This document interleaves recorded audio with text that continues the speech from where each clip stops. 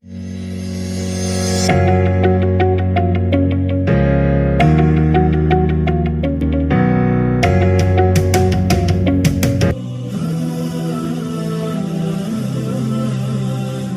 हम अपने नेक्स्ट एमसीयूज़ की तरफ मूव ऑन करते हैं। नेक्स्ट एमसीयूज़ हमारे पास second year chapter number 20 atomic spectrum में से आया और एनएमडी के एग्जामिनर का टॉपिक ऑफ इंटरेस्ट क्या था बच्चों? मेरे पास सिंपल एक्स रेज प्रोडक्शन। तो बच्चों अल्लाह ताला का नाम लेके हम एमसीयूज़ की स्टेटमेंट को अंडरस्टैंड करते हैं और फुल कॉन्फिडेंट के साथ इसको सॉल्व आउट करते हैं बच्चों। सबसे पहले मैं आपको कुछ थ्योरेटिकल एमसीयूज़ हैं, नॉलेज बेस्ड एमसीयूज़ हैं बच्चों, मैं आपको वो बता दूं। एक्स रेज किसने मेरे पास प्रोड्यूस की थी? रॉइंस्टन। कब? 1895 में बच्चों। और बच्चों ये मेरे पास जो एक्स रेज है ना, इनकी जो वेवलेंथ होती है वो 10⁻⁻10, और आपको पता है 10⁻⁻10 किसके इक्वल होता है? 1 एमस्टोन के इक्वल होता है बच्चों। ठीक हो गया बच्चों। एमसीयूज़ की स्टेटमेंट क्या थी बच्चों मेरे पास? X rays are produce from which shell transition. तो आपको बच्चे याद होना चाहिए हैवी एटम्स में, सिर्फ हैवी एटम्स में बच्चों एक्स रेज हमारे पास प्रोड्यूस होती हैं due to the inner cell transition. जो हमारे पास एटम के अंदर इनर सेल होते हैं ना बच्चों, आउटर मोस्ट सेल नहीं, इनर सेल, उनकी ट्रांजिशन से जब इलेक्ट्रॉन की ट्रांजिशन होती है ना इनर सेल में, उसकी वजह से मेरे पास क्या प्रोड्यूस होती हैं बच्चों? एक्स रेज प्रोड्यूस होती हैं। अब बच्चों आपको पता है कि मेरे पास इनर सेल में इलेक्ट्रॉन क्या होता है? टाइटली बाउंड होता है टुवर्ड्स न्यूक्लियस, क्योंकि आपको पता है इलेक्ट्रॉन के ऊपर नेगेटिव चार्ज होता है और प्रोटॉन के ऊपर पॉजिटिव। ये मेरे पास न्यूक्लियस है, ये इलेक्ट्रॉन है बच्चों। तो इलेक्ट्रॉन क्या है? टाइटली बाउंड है towards nucleus, so a large amount of energy required to excite them. अब बच्चों इधर मैंने एक की पॉइंट लिखा हुआ है, फोटो इलेक्ट्रिक इफेक्ट। सबसे पहले हम देख लेते हैं फोटो इलेक्ट्रिक इफेक्ट बच्चों मेरे पास है क्या। कहता है फोटो इलेक्ट्रिक इफेक्ट में क्या करते हैं बच्चों? ये मेरे पास क्या है? एक फोटोन है, लाइट है सूटेबल फ्रीक्वेंसी की। सूटेबल फ्रीक्वेंसी से मुराद क्या है? Threshold frequency. अब थ्रेशोल्ड फ्रीक्वेंसी क्या होती है? वो मिनिमम फ्रीक्वेंसी जिसकी वजह से मेरे पास जब इस फोटोन ऑफ लाइट को मैं किसी मेटल सरफेस पे इंसिडेंट करूं तो मेरे पास इलेक्ट्रॉन बाहर निकल के आ जाएं। यानी अगर मैं फोटोन ऑफ सूटेबल फ्रीक्वेंसी का threshold frequency on which the electron are emitted from a metal surface is called photoelectric effect। मैं अगर फोटोन मेटल के ऊपर गिराता हूँ तो वो मुझे इलेक्ट्रॉन निकाल के दे देती है। फोटोन की वजह से मेरे पास इलेक्ट्रिक इफेक्ट प्रोड्यूस हो रहा है, तो मेरे पास इसको फोटो इलेक्ट्रिक इफेक्ट कहते हैं। जबकि आपको पता है एक्स रेज प्रोडक्शन क्या होती है मेरे पास? एक्स रेज प्रोडक्शन में क्या होता है बच्चों मेरे पास? When a fast moving electron, मैं सपोज कर देता हूँ मेरे पास बाहर से कहीं से मेरे पास मैंने कैथोड लगाया था, उधर से वो क्या कर रहा है? जनरेट कर रहा है फास्ट मूविंग इलेक्ट्रॉन। जब वो स्ट्राइक करता है किसी मेटल सरफेस पे तो photon of very high energy emitted, यानी ये मेरे पास बाहर से कोई इलेक्ट्रॉन आया, वो स्ट्राइक किया मेटल सरफेस से, उसकी वजह से फोटोन ऑफ हाई एनर्जी मेरे पास क्या हुई? इमिट हुई। उसको कहेंगे X rays production. Simple is that. Photoelectric effect में फोटोन हम मेटल सरफेस पे गिराते हैं, उसकी वजह से मेरे पास इलेक्ट्रॉन मेटल में से बाहर आ जाता है।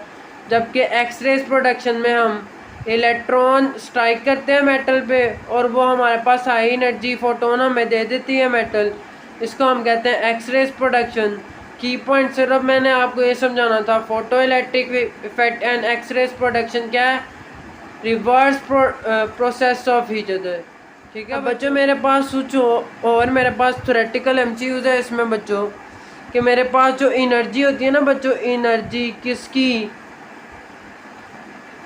एक्स रेज की, फ्रॉम के बीटा एमिशन, वो ग्रेटर होती है के अल्फ़ा एमिशन से। ठीक है बच्चों, ये आपने की पॉइंट याद रखना, एनर्जी ऑफ के बीटा ग्रेटर देन के अल्फ़ा।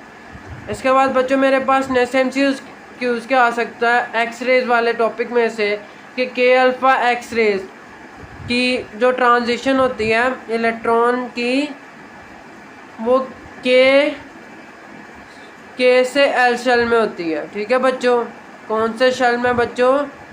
के और एल शेल में होती है। इन दोनों शेल में सिर्फ इलेक्ट्रॉन में ट्रांजिशन कर सकता है बच्चों। ठीक है बच्चों, के अल्फ़ा रेस के लिए, जबकि के बीटा रेस के लिए वो एम से जाता है, किस में?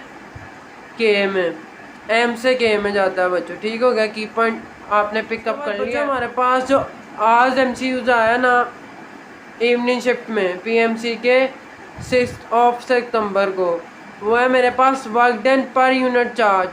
ये chapter number 12 electrostatic second year के टॉपिक में से आया बच्चों, पोटेंशियल डिफरेंस।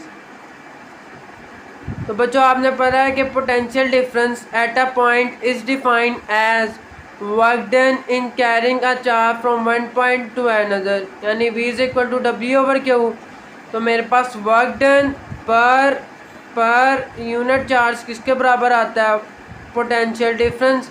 यहाँ बच्चों वो बराबर आता है वो। बच्चों मेरे पास इसमें आपसे 2 और MCQs वो पूछ सकता है कि मेरे पास है पॉजिटिव प्लेट, ये मेरे पास है negative plate. Positive plate electric field line को क्या करती है? जनरेट, और नेगेटिव प्लेट क्या करती है? इलेक्ट्रिक फील्ड लाइन को टर्मिनेट। इन सिंपल मेरे पास पॉजिटिव से नेगेटिव इलेक्ट्रिक फील्ड लाइन क्या करती है? मूव करती हैं बच्चों।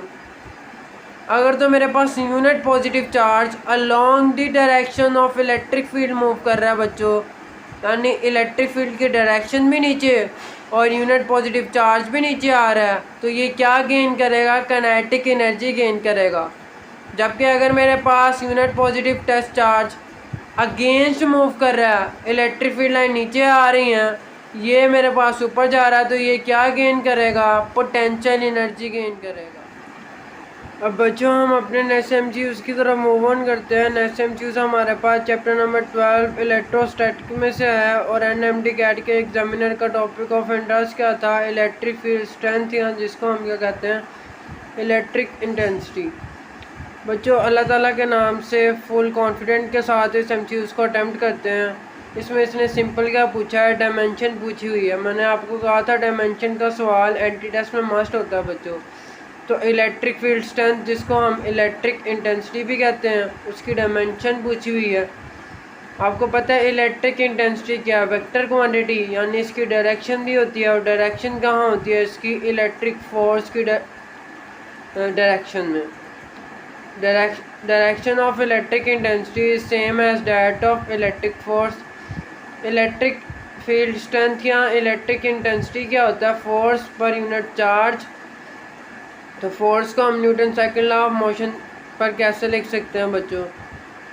Mass into acceleration kg metre per second square, और हमारे पास फोर्स की डायमेंशन क्या आ जाएगी? mLt-2। kg के लिए, मास के लिए m आता है, लेंथ के लिए l आता है, टाइम के लिए t आता है बच्चों।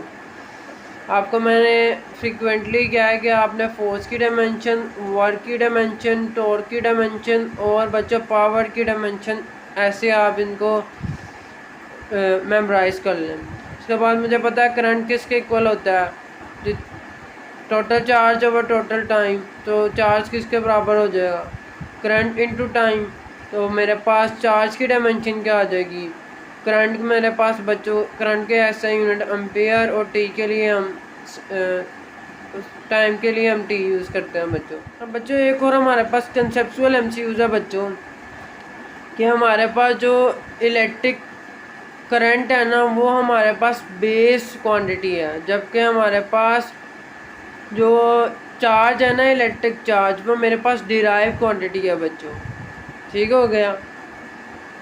अब बच्चों मेरे पास इलेक्ट्रिक इंटेंसिटी की डायमेंशन क्या आ जाएगी? फोर्स की डायमेंशन mLt-2 और चार्ज की dimension A ampere into T. तो mLt-3 A-1। बच्चों एक और हमारे पास इंपॉर्टेंट MCQs बन सकता है, वो डिटेक्ट कर सकता है इसमें से। आपको पता है इलेक्ट्रिक फील्ड इंटेंसिटी क्या होती है? Q/r²। तो के क्या होता है मेरे पास 1/4πε0। तो इधर से मेरे पास इलेक्ट्रिक इंटेंसिटी क्या आ रही है, inversely proportion to the radius of square. ठीक है बच्चों, जबकि मेरे पास पोटेंशियल एट अ पॉइंट क्या होता है, के क्यू ओवर आर, यानी potential at a point inversely proportion to only R. Electric intensity R square से इनवर्सली प्रोपोर्शन है बच्चों। इसके बाद बच्चों ये इतना बेसिक एमसीक्यू एनएमडी कैट में आया, डिफरेंट बच्चों से मुझे मिला है बच्चों। ओरिजिनल एमसीक्यूज बताया जा रहा है बच्चों, पता नहीं अब एनएमडी कैट में इतना आसान एमसीक्यूज कैसे आया। सिंपल उसने पूछा electric charge is measured by coulomb, यानी इलेक्ट्रिक चार्ज का ऐसा यूनिट क्या होता है कूलम, उसको कूलम से मेजर करते हैं बच्चे। ये हमारे पास कंसेप्चुअल एमसीक्यूज आया हुआ है कि स्टेडी करंट प्रोड्यूसेस। आपको पता है जब करंट या चार्जेस, करंट का मतलब क्या होता है कि मेरे पास चार्जेस ही तो होते हैं बच्चों, को चार्ज ही तो होता है, चार्ज का फ्लो ही तो होता है करंट। करंट क्या होता है, चार्ज का फ्लो। और स्टेडी चार्जेस एज रेस्ट क्या प्रोड्यूस करते हैं, सिर्फ इलेक्ट्रिक फील्ड। जबकि आपको पता है कि हमारे पास डायनामिक करंट यानी करंट इन मोशन, करंट का मतलब क्या है, चार्जेस इन मोशन, वो प्रोड्यूस क्या करते हैं, बहुत इलेक्ट्रिक एंड मैग्नेटिक फील्ड। अब बच्चों हम अपने नेक्स्ट एमसीक्यूज की तरफ मूव ऑन करते हैं। नेक्स्ट एमसीक्यूज हमारे पास first year chapter number 3 force and motion में से आया है। और एनएमडी कैट के एग्जामिनर का टॉपिक ऑफ इंटरेस्ट क्या था, most hot favourite topic of chapter number 3 which is projectile motion. तो बच्चे एमसीक्यूज की स्टेटमेंट को अंडरस्टैंड करते हैं अल्लाह ताला की मदद से फुल कॉन्फिडेंट के साथ। कहता है आपने मुझे रेशो बतानी है। रेशो का मतलब क्या, मैंने इसको बतानी है डिवीजन। किसकी डिवीजन बतानी है, प्रोजेक्टाइल की मैक्सिमम हाइट अर्थ की सरफेस पे हो। जब प्रोजेक्टाइल अर्थ की सरफेस पे होगा तो जो उसकी मैक्सिमम हाइट होगी उसकी रेशो लेनी है मैंने। जब प्रोजेक्टाइल मून की सरफेस पे होगा और जो उसकी मैक्सिमम हाइट होगी, यानी बच्चों मैंने क्या करना है कि रेशो लेनी है प्रोजेक्टाइल की। जब वो अर्थ की सरफेस पे होगा वो कितनी मैक्सिमम हाइट कवर करता है, और जब वो मेरे पास मून की सरफेस पे होगा तो वो कितनी मैक्सिमम हाइट कवर करता है। बच्चों रेशो में आपने याद रखना है कि जो बात उसने पहले की गई है उसको न्यूमिनेटर में लेना है, और जो बाद में की गई है उसको डिनोमिनेटर में लेना है बच्चों। हमें पता है प्रोजेक्टाइल की जो मैक्सिमम हाइट होती है बच्चों उसको एच से रिप्रेजेंट करते हैं, और एच का फार्मूला क्या है बच्चों मेरे पास, vi² sin square theta over 2g। यानी मेरे पास height of projectile, maximum height of projectile directly proportion है इनिशियल वेलोसिटी के स्क्वायर से।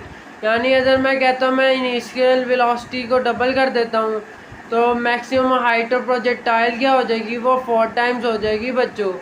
जैसे आपको पता है मेरे पास एनर्जी को स्टोर्ड इन कैपेसिटेंस का एक फार्मूला आपने पढ़ा हुआ है, हाफ CV²।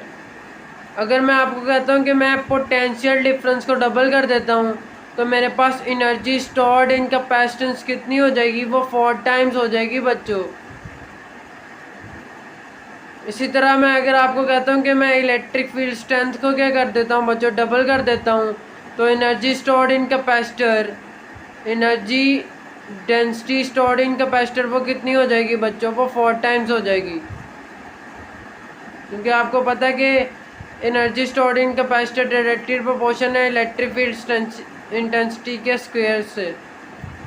बच्चों एक आपको इधर नज़र आ रहा है कि इनिशियल वेलोसिटी भी बच्चों सेम है, एग्ज्यूम कर लेते हैं हम। और जिस एंगल से मैंने प्रोजेक्टाइल को प्रोजेक्ट किया वो भी सेम है, यानी इनिशियल वेलोसिटी भी सेम, एंगल भी सेम। तो maximum height of projectile inversely proportion to acceleration of gravity, acceleration due to gravity. बच्चों एक जनरल नॉलेज आपको याद होनी चाहिए कि मेरे पास मून पे जो एक्सेलरेशन ड्यू टू ग्रेविटी होती है वो अर्थ के एक्सेलरेशन ड्यू टू ग्रेविटी के 1/6 होती है बच्चों। ठीक हो गया। अब बच्चों मेरे पास क्या आ जाएगा, प्रोजेक्टाइल की मैक्सिमम हाइट मून पे कितनी आ जाएगी, 1/g मून। तो जी मून की जगह मैं क्या लिख सकता हूँ, जी ई ओवर 6। तो 6 इधर डिवाइड हो रहा है, ऊपर जाकर मल्टीप्लाई हो जाएगा। तो मेरे पास प्रोजेक्टाइल की maximum height at moon surface वो कितनी आ जाएगी, 6 ओवर जी ई। जबकि आपको पता है कि हमारे पास प्रोजेक्टाइल की maximum height at earth surface वो कितनी आ रही है, 1 ओवर जी ई। तो मैंने रेशो किसकी लेनी थी, maximum height of projectile at earth surface over maximum height of projectile at moon surface, 1 over g e, 6 over g e, 1 over g e इधर डिवाइड हो रहा है, ऊपर जाकर मल्टीप्लाई होगा। यहाँ फिर हम क्या कहते हैं, ये डिवीजन ऊपर जाकर रेसिप्रोकल हो जाती है, जो डिवाइड हो रहा है वो मल्टीप्लाई हो जाएगा जाकर, जी ई कैंसिल हुआ। तो मेरे पास प्रोजेक्टाइल की maximum height at earth surface बच्चों, उसकी रेशो जब मैंने ली प्रोजेक्टाइल की maximum height at moon surface वो कितनी आ रही है, 1:6। अगर मैं कहता हूँ कि H moon over H E क्या आएगी, वो 6:1 आएगी। इसके बाद बच्चों हम अपने नेक्स्ट एमसीक्यूज़ की तरफ मूव ऑन करते हैं। नेक्स्ट एमसीक्यूज़ हमारे पास इसी चैप्टर में से, chapter number 3 force and motion में से रॉकेट प्रोपल्शन में से आया है। उसने सिंपल पूछी थी रॉकेट प्रोपल्शन की एप्लीकेशन क्या है, तो आपने याद रखना है law of conservation of linear momentum, यानी मोमेंटम कंजर्व रहता है in the absence of an external unbalance force. Initial momentum is equal to final momentum होता है बच्चों, और Newton third law of motion. मेरे पास बच्चों ये क्या है, मेरे पास एक रॉकेट है, रॉकेट के नीचे से गैसेस निकल रही हैं, गैसेस नीचे की जानिब निकल रही हैं। तो Newton third law of motion क्या कहता है, एक्शन का रिएक्शन तो होगा लेकिन ऑपोजिट इन डायरेक्शन लेकिन इक्वली होगा। रॉकेट मेरे पास ऊपर आ जाएगा। बच्चे दो थ्योरेटिकल एमसीक्यूज़ है मेरे पास। अप थ्रस्ट कंज्यूम कहता है जो रॉकेट को अप थ्रस्ट चाहिए होती है, ऊपर जाने के लिए जो फोर्स चाहिए होती है बच्चों, वो कंज्यूम करता है रॉकेट उसके लिए फ्यूल। कितना, 1 सेकंड में कितना कंज्यूम करता है रॉकेट फ्यूल, और फ्यूल को बर्न करता है गैसेस में 10,000 kg पर सेकंड। और उसकी वजह से वो कितनी स्पीड अटेन करता है, 4000 मीटर पर सेकंड, यानी 1 सेकंड में वो कितनी हाइट कवर करता है, 4000। बच्चों कुछ बच्चे कह रहे हैं एमसीक्यूज़ हमारे पास ऐसे आया था कि एरोप्लेन्स की वर्किंग प्रिंसिपल पूछा था उसने। तो याद रखना एरोप्लेन का वर्किंग प्रिंसिपल क्या है, बर्नौली इक्वेशन। कैसे बच्चों, लेट्स सपोज ये मेरे पास एरोप्लेन है। बच्चों एरोप्लेन के नीचे क्या होगा, प्रेशर हाई होना चाहिए। नीचे प्रेशर क्या होना चाहिए बच्चों, यहाँ प्रेशर हाई होना चाहिए। अगर आपको पता है प्रेशर और जो मेरे पास वेलोसिटी क्या है, inversely proportion to each other है। Pressure inversely proportion to velocity है। अगर नीचे प्रेशर हाई होगा बच्चों, तो नीचे मेरे पास क्या होगी, वेलोसिटी लो होगी। और ऊपर मेरे पास प्रेशर क्या होगा बच्चों, लो होगा, वेलोसिटी हाई होगी।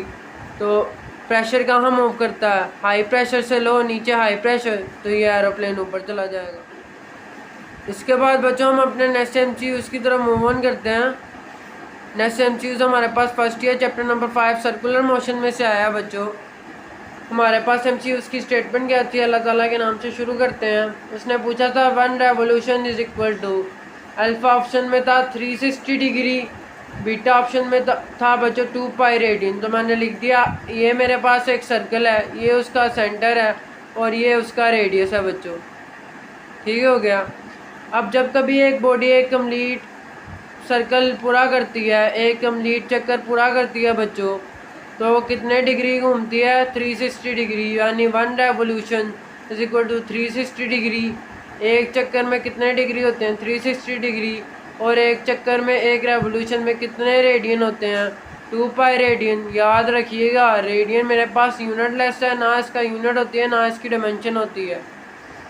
इसी वजह से मेरे पास जो एंगुलर डिस्प्लेसमेंट है बच्चों, जो मेरे पास एंगुलर डिस्प्लेसमेंट है बच्चों, उसका ऐसा यूनिट क्या है मेरे पास, रेडियन। और एंगुलर डिस्प्लेसमेंट मेरे पास क्या है, यूनिट लेस है, डायमेंशन लेस है। यूनिट तो इसका है रेडियन, पर डायमेंशन नहीं है इसकी कोई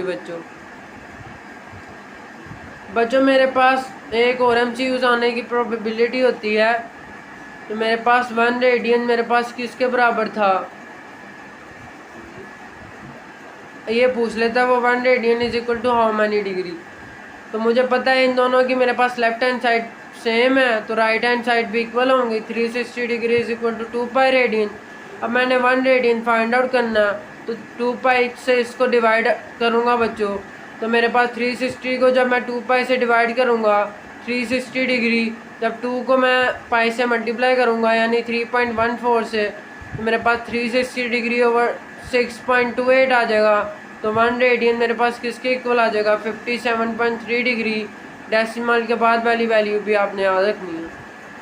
अब जब 1 radian is equal to 57.3 degree, तो मेरे पास जब 360 को मैं 6.28 से डिवाइड करूँगा तो मुझे ये रिज़ल्ट मिलेगा। इसके बाद बच्चों मेरे पास अल्फ़ा में उसने क्या दिया था 360 डिग्री के इक्वल होता है 1 रेवोल्यूशन, बीटा में दिया था 2 पाई रेडियन, और डेल्टा में उसने सिर्फ पाई की वैल्यू पुट करके उसको 2 से मल्टीप्लाई करवाया था। 1 revolution is equal to 6.28 radian. तो उसका अल्फ़ा भी करेक्ट आंसर था, बीटा भी, चार्ली भी, तो उसका करेक्ट ऑप्शन क्या होगा। इसके बाद बच्चों हम अपने NSMCUs की स्टेटमेंट की जानी बढ़ते हैं। बच्चों NSMCUs हमारे पास second year chapter number 14 electromagnetism में से आया, और NMT कैट के एग्जामिनर का टॉपिक ऑफ इंटरेस्ट क्या था सेलिनाइड। कहता है मैग्नेटिक फील्ड इनसाइड सेलिनाइड क्या होती है, वो स्ट्रॉन्गर होती है बच्चों, और यूनिफॉर्म भी होती है। ठीक हो गया, ये प्रॉपर्टी आपने सेलिनाइड की याद रखनी है। जबकि मैग्नेटिक फील्ड आउटसाइड सेलिनाइड क्या होती है, वो वीकर होती है और नॉन यूनिफॉर्म होती है बच्चों। इसी तरह आपने ये भी की पॉइंट याद रखना, जब कभी मैं करंट पास करता हूँ सेलिनाइड में से, तो आपको पता है मूविंग करंट क्या प्रोड्यूस करता है, मैग्नेटिक फील्ड। तो मेरे पास सेलिनाइड में से जब करंट पास करेगा तो ये अपनी मैग्नेटिक फील्ड प्रोड्यूस करेगा, तो उसकी वजह से मेरे पास क्या होगा, ये बिहेव करेगा एज अ बार मैग्नेट। ये मैंने सेलिनाइड बनाया हुआ बच्चों, ये बैटरी कनेक्ट की हुई है। अब मेरे पास ये पॉजिटिव से करंट कन्वेंशनल करंट जा रहा है और नेगेटिव पे आ रहा है बच्चों। अब बच्चों हमारे पास कुछ ये मेरे पास एक करंट की डायरेक्शन शो करती है ना मेरे पास कर्ली फिंगर, और थंब किसकी डायरेक्शन को शो करता है, north pole of magnetic field. तो मेरे पास करंट क्या आ रहा है नीचे की जानिब, और थंब का इंडिकेट कर रहा है मेरे पास राइट की जानिब, यानी राइट की जानिब क्या बनेगा नॉर्थ, और लेफ्ट की जानिब क्या बनेगा साउथ। तो मैग्नेटिक फील्ड कहाँ से कहाँ होती है, नॉर्थ से साउथ बच्चों। आप देख सकते हैं कि मेरे पास इनसाइड मैग्नेटिक फील्ड क्या है, स्ट्रॉन्गर और यूनिफॉर्म भी है बच्चों, जबकि आउटसाइड मेरे पास मैग्नेटिक फील्ड क्या वीकर है और नॉन यूनिफॉर्म।